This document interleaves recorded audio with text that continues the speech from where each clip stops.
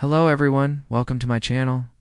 Please subscribe for more content. 23rd century is a period of humanity's greatest achievements.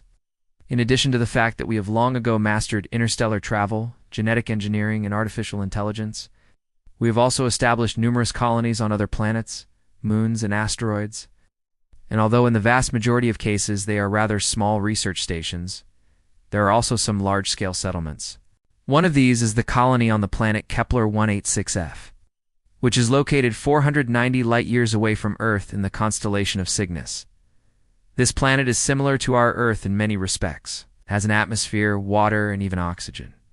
But it's somewhat larger than our Earth, and its gravity is 1.14 g.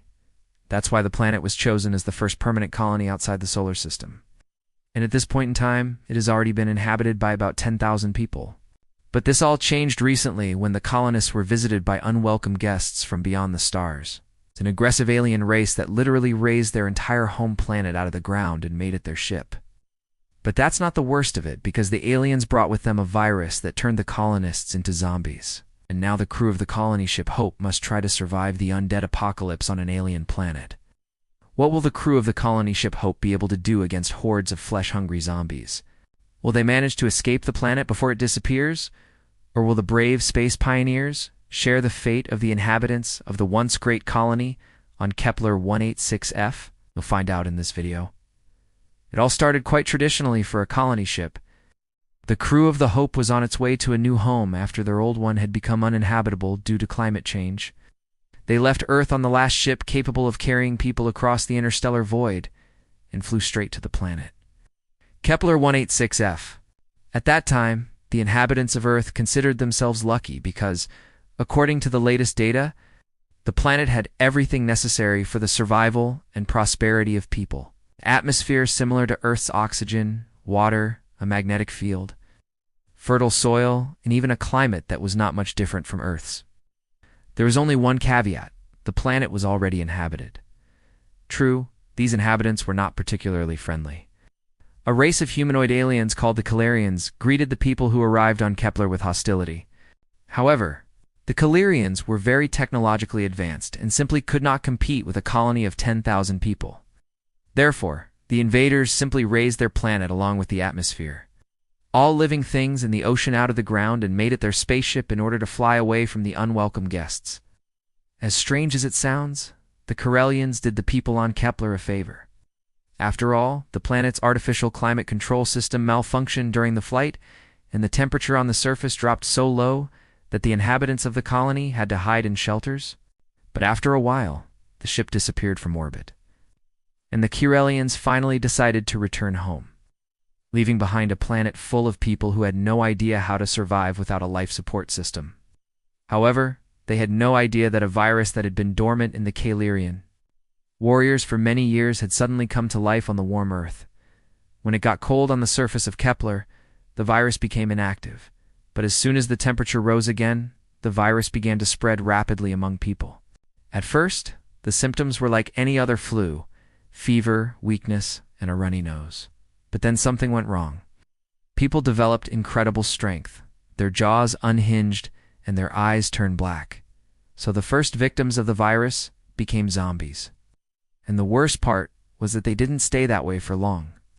Their wounds healed quickly, their bodies became stronger, and most importantly, they were no longer affected by high temperatures. In other words, the Calarian virus turned its carriers into superhumans who were immune to heat and cold.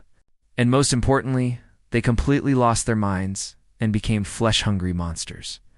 In the first few days, no one really paid attention to what was happening, because it seemed that the zombie virus was weakening them, and many people simply died from overheating. But as soon as the first night came, the picture changed dramatically. The survivors locked themselves in their shelters and waited for morning, only to realize that it would never come. The streets of the colony were full of flesh-hungry zombies, who had not weakened during the night, but had only multiplied. And although the colony had enough weapons, there was no ammunition for everyone. And the people understood perfectly well that sooner or later they would have to leave Kepler and look for a new home. They found the answer in the artifacts of the Calarians. As it turned out, the virus was created by the Calarians as a biological weapon, and the only cure for it was kept in a secret facility on the planet's surface. A group of volunteers set off to find it, and it took them only a few hours to discover that the cure for the virus was being produced by a huge factory that looked like a metal tree. But there was another problem. To get to the cure, you had to go through the corridors of the plant, which were constantly patrolled by the Clarions. True, the guards had long since become zombies, and the volunteers easily disposed of them. There were also a lot of puzzles in the factory that the people could not solve, but they managed to find a way out. But the biggest surprise was waiting for them at the end of the factory. Instead of finding the cure, they found a whole army of Siberians, who had obviously returned to their home planet. It seemed that everything was lost, but at that moment, the leader of the expedition gave the order to activate the emergency power of the factory, and the Siberians were gone in an instant. The portal that appeared in the center of the room was activated, and the expedition members were able to leave the factory and return to the colony. Now they needed to figure out how to use the portal, but it turned out to be extremely unstable and dangerous. Nevertheless, the people decided to take the risk and enter the portal one by one. Fortunately, the portal led to a rather safe area where the people built a shelter and gradually began to recover from the stress they had experienced. But that didn't mean they were safe. A distress signal sent out by the Kepler colony was picked up by a mining ship that had been operating nearby. And when its crew arrived at the coordinates indicated in the message, they saw a huge horde of zombies. Having realized that it was impossible to land in such a dense forest of claws, the captain gave the order to open fire. And as soon as the first shots rang out, more and more zombies began to appear from behind the trees.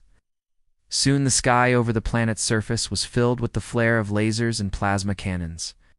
But the miners could not destroy the endless horde of zombies, and they had no choice but to flee. People on Kepler were in a panic. It seemed that the planet was doomed, but then a miracle happened. A fleet of spaceships appeared in the sky above the planet. It was the Kylerians who had returned to their home planet and brought with them reinforcements. The zombies seemed to recognize their creators, and all of them rushed to the ships. Just as the people were about to rejoice, the Clarions opened fire on them. It turned out that the virus had mutated, and in addition to turning people into zombies, it also caused aggression towards other living beings. That's why the Clarions wanted to destroy everyone on Kepler. But luckily, the cure was still in the game. The portal that the expedition had activated was actually a teleportation pad, and it had the ability to teleport any object from any place in the universe. People used this ability to send the cure to the Clarion ships, and although it was not enough to cure all the infected Clarion soldiers, it was enough to save their officers. The Clarion commander realized what had happened and gave the order to stop firing. Then he offered the humans a deal. The Clarioniers would help them leave Kepler, but in exchange, they would receive the secret of the cure. People agreed, and soon a fleet of spaceships rose into the sky above Kepler, carrying aboard a cure for the zombie virus. But as it turned out later, the cure was useless for the Clarions, because the virus had taken their bodies too firmly. It seemed that everything worked out perfectly for the people. They defeated the Clarions and cured their own planet of the zombie virus, but there was one problem. Their colony ship was severely damaged during the battle with the Clarions, and it was no longer able to make a long interstellar flight. But the people had no other choice. They had to stay on Kepler, build a new ship, and try to find another planet. Or they could use the portal. That's exactly what they did. In fact, the portal is the only way to save the people of Kepler. And if they don't use it, the zombies may eventually find a way to get through it and invade other planets. But where should they go? If you want to find out, watch the next video.